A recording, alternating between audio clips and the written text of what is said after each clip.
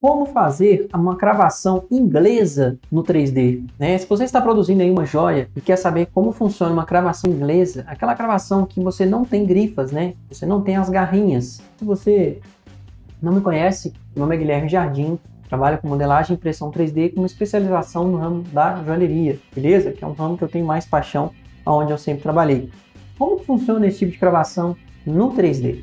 Então vou mostrar aqui para vocês, vou direto aqui para a tela do Rhino. Quero mostrar para vocês como funciona esse tipo de gravação, ok? Então vamos direto aqui para a tela do PC. Estou pegando aqui na minha biblioteca. Para você que já é inscrito aí no Mestres da Modelagem, né, no meu curso, você já tem acesso a essa biblioteca, tá? Então você tem várias pedras, você tem vários arquivos lá disponíveis para você. Então vou pegar aqui uma pedra, por exemplo, uma pedra oval, tá? Uma pedra aí muito utilizada aí na joalheria também, né? Então aqui, eu vou aumentar um pouco o tamanho dessa pedra, né? Ela sempre é pequenininha, a gente vai colocar aqui o tamanho da pedra certinho, né? Então toda vez no 3D que você tem uma pedra, você vai colocar, a primeira coisa que você vai fazer é colocar essa pedra no tamanho certinho, né? Então suponhamos que essa pedra, por exemplo, é uma pedra 8 por 4, ok? E aí você vai ter também a altura dela aqui, né? Então estou só colocando ela aqui na altura que ela tem que ser. Talvez 2,5 seja uma altura boa aqui para a pedra, né? Então você vai ter a pedra aqui posicionada no seu espaço tridimensional, né? Então suponhamos que eu quero fazer uma cravação inglesa para essa pedra aqui, para essa pedra oval. Como que funciona a cravação inglesa?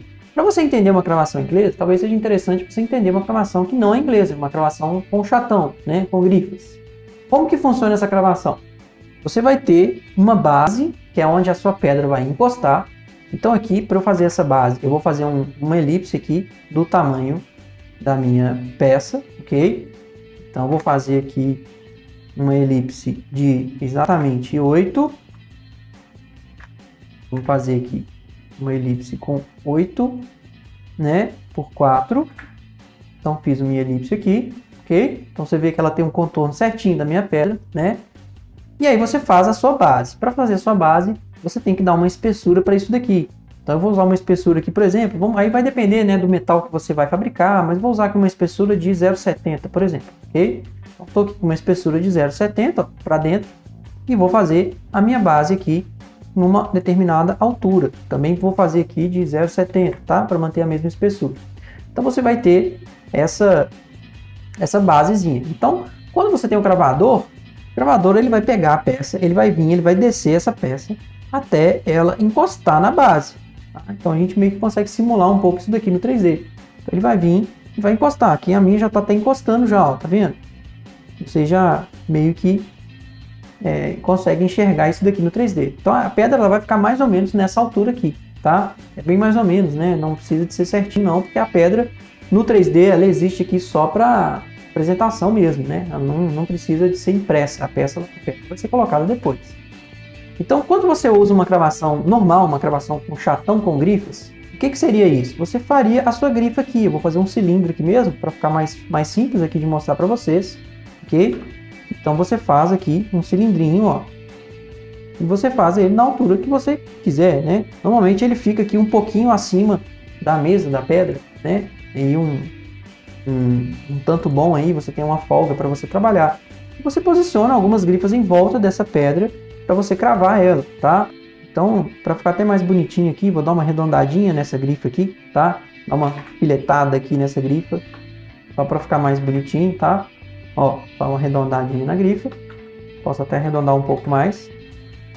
Ok? Estou arredondando ela aqui. E aí você posiciona ela nos outros cantos também. Vou posicionar uma aqui espelhando e vou posicionar outra aqui espelhando, tá? Então você tem um chatãozinho. Isso aqui que eu acabei de fazer é um chatão, tá? Vou tirar a pedra aqui só para vocês enxergarem. Isso aqui que vocês estão vendo aqui é um chatão. É uma base com as grifas em volta. Então o cravador vai vir, vai colocar a pedra por cima e vai entortar as grifas por cima para segurar essa pedra nessa base, ok? Então é isso aqui, é um chatão. Beleza, então como que funciona a cravação inglesa? A cravação inglesa ela não tem o chatão.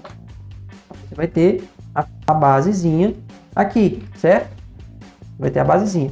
Mas aí talvez você está se perguntando, pô, mas se o cara colocar essa pedra lá, essa pedra vai cair, ela vai pular fora. O que segura a pedra? Então, na cravação inglesa, você tem um metalzinho a mais para fora da peça. Então, aqui eu vou usar a própria curva aqui da minha peça, ok? E vou fazer uma bordinha aqui. Vou usar uma bordinha aqui de 0,4. Pode ser uma bordinha mais fina, sim, tá? Não tem problema. Vou usar uma bordinha mais fina aqui de 0,4. E aí você faz aqui o metalzinho subindo para cima, ó. Tá vendo? Você faz aqui a mesma extrusão que eu fiz lá na grifa, eu faço do metal todo em volta, tá vendo? Então isso daqui é um chatãozinho para uma cravação inglesa. Então a cravação inglesa, ao invés de você ter as grifas posicionadas, né, numa altura alta ali, você tem ali a borda toda da peça, né? Você tem um metal todo em volta da peça, mas ele não precisa ser tão alto, ele pode ser mais baixinho.